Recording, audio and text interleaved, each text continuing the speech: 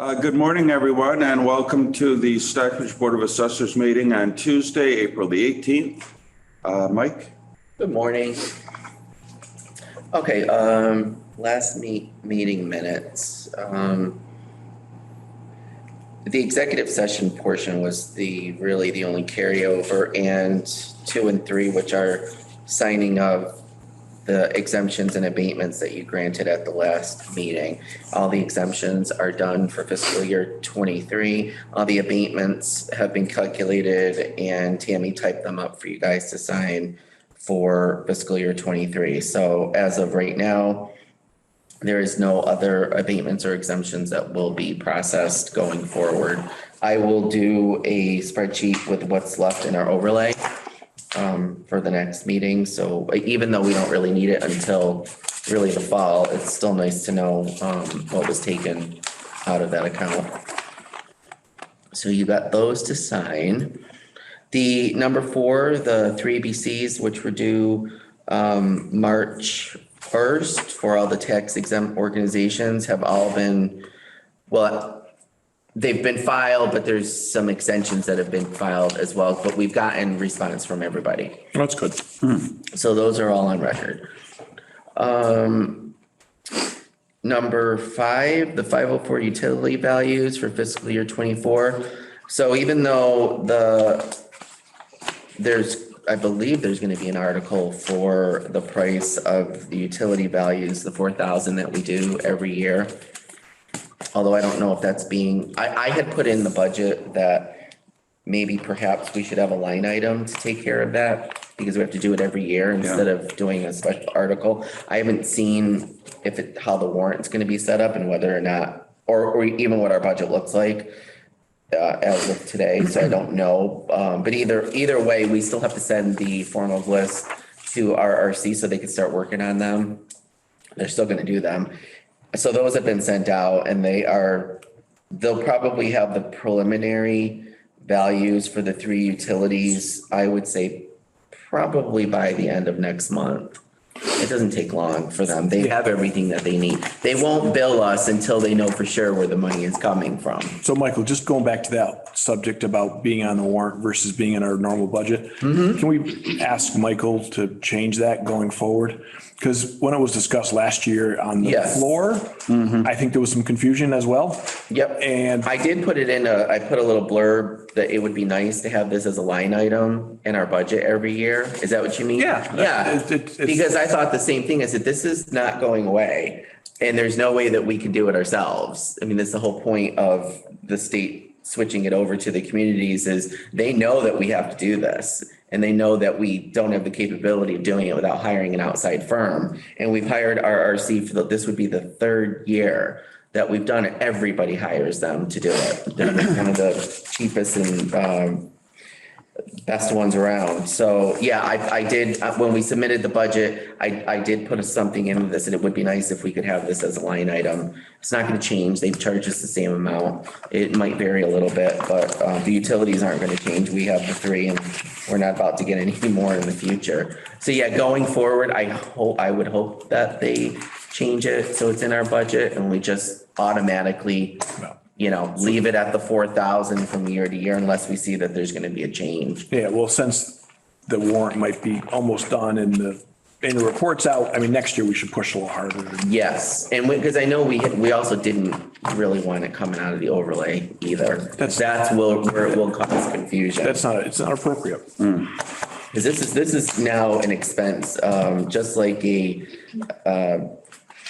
software update, that we have to get every year. And this is a guarantee. It's a sure thing. We're going to have to pay for this every single year. Number 6 is now at our last meeting, when you remember the board voted to increase the 500 statutory exemption on 41 from 500 to 1,000. And you recommended that for the town meeting vote. The thing that Mike Canales came to me and mentioned that the thing that we forgot to bring up is which usually goes along with the change from the 500 to 1,000, is lowering the age requirement on the 41C, not the 17, because you legally can't, from 70 to 65. That's typically what happens, that might fit a few more people in, if they meet the income and equity requirements. So the select board, and I believe this also has to go to town meeting. It's going to be part of the article for the recommendations. You did the recommendation on the 41A as well to lower the interest rate and up the income threshold.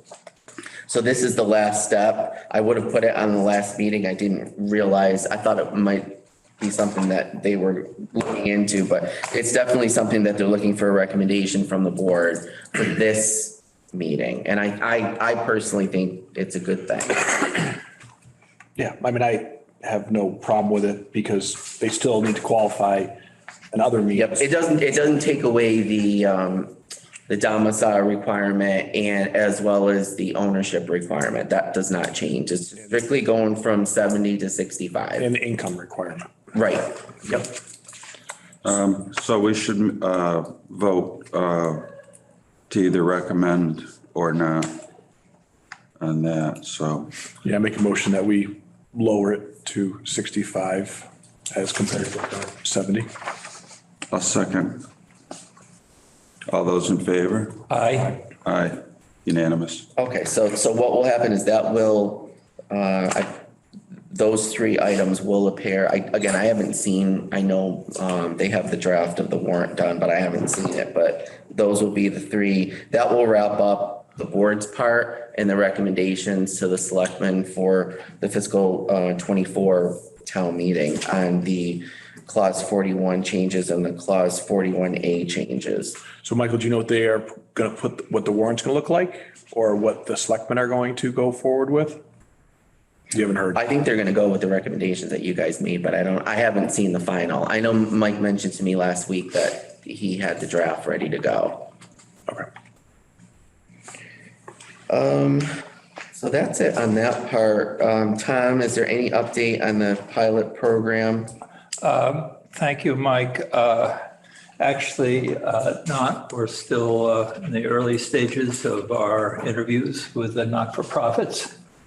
I will say that we're not getting quite the positive responses that we had hoped for in the first phase in terms of not-for-profits responding to us and willingly step forward with our interviews.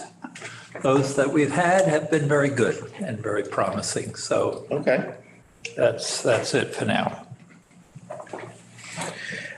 So we do have this is the carryover from last week's meeting, is I just have an update on the two property tax exempt statuses for two properties that we should go into executive session for.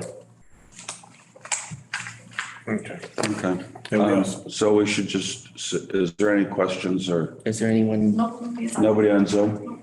All right. So does anybody have anything for the public portion?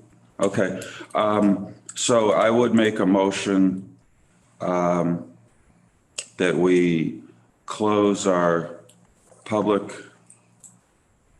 portion of the meeting and go into executive session.